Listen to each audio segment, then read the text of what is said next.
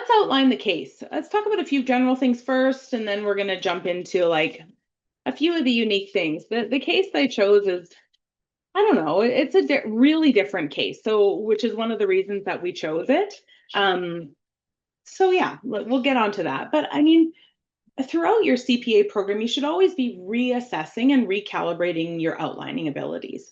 There's so much room all the way to the CFE to change. And I work with candidates for the CFE that are like, I outlined like this in every module, and I'm totally doing it different now.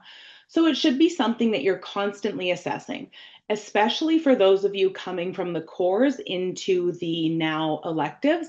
You will have to change your outlining strategy unless it was just rock solid in the cores and very extensible up to the electives, which is totally possible if you were really, really on track with it. One of those decisions is, of course, paper versus electronic. And I'll get Dana to weigh in here too, but like I work with candidates that do all the gamut, hybrid, paper, electronic, it's all over the board. So my advice is always just, you got to try and see what works best for you. You're looking for your outline to be your best friend during your case. It's something you're referring to a lot. It's something that's helping you not miss anything. It's something that's helping you achieve depth, breadth. It's really there to guide your response during the case. So personally, I 100% of the time did a paper outline, regardless of the length of the case, regardless of how many AOs. It just didn't matter. That was my comfort zone. So I had something beside me while typing that I could look at to really keep myself on track. It also gave me a break from the screen, and it also allowed me to write while I was planning, and that helped me remember things a lot better than typing them. So personally, that was my approach. Dana, what approach did you use? Yeah, I always wrote mine. I found that I did a lot better through a pencil Yeah. or a pen as opposed to through typing. And also maybe just because I'm of the generation where I'm used to pen and paper. So again, it all depends, like Aaron said, on what works best for you. But to this day, I have a mix of candidates. Some prefer paper and some prefer electronic. So, and some do it in Excel, whereas others do it in Word. So it just comes down to figuring out what works best for you and maybe trying it in a few different approaches. To really, because what you think might work best for you, once you try it another way, you might be like, oh, hey, this is actually much better. So just figuring out definitely what works for you. Yeah, absolutely. And I think in the long run, a lot of what I see on the CFE is like day one, day two are a hybrid style because they're so long. But again, like so being open to that, you don't not limited just paper versus electronic, but yeah, play around for sure. Yeah, awesome. Thanks, Dana. So planning helps save you time. I think when I like, there's a lot of convincing sometimes that we talk about this since the Core One orientation workshop, plan, plan, plan, right? But a lot of the times candidates need like extra convincing or proof. And some people just need to be convinced that way. They have to feel it and see it.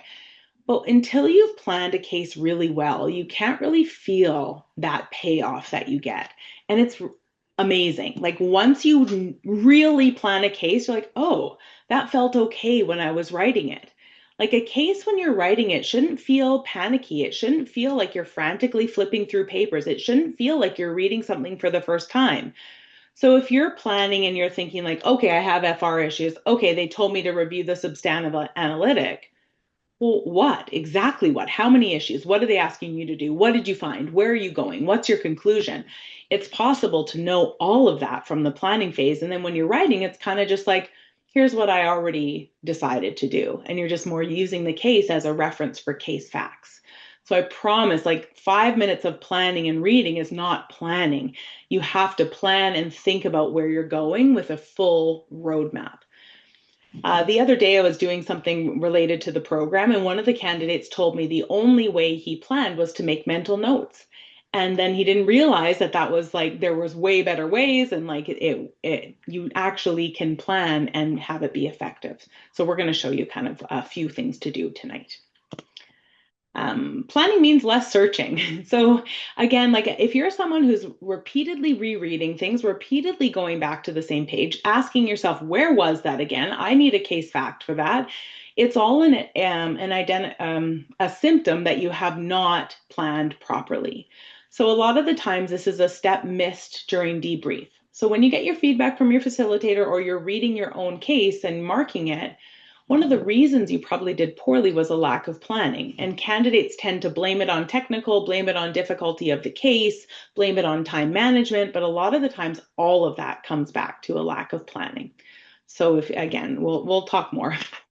Don't be afraid to go into the handbook during planning. So a lot of the times, right when you're reading something is the best time to figure it out.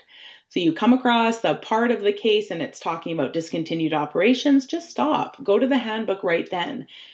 This is one of the more confusing things about case writing for me with candidates is I don't know why candidates are afraid to do that. I guess there's this like psychological aspect of I need to start writing, but you only need to start writing if you know what you're going to write. Otherwise, it's just futile. And then you're going to stop and go to the handbook and figure it out and reread. But a lot of the times, that first encounter is the best opportunity to actually figure it out.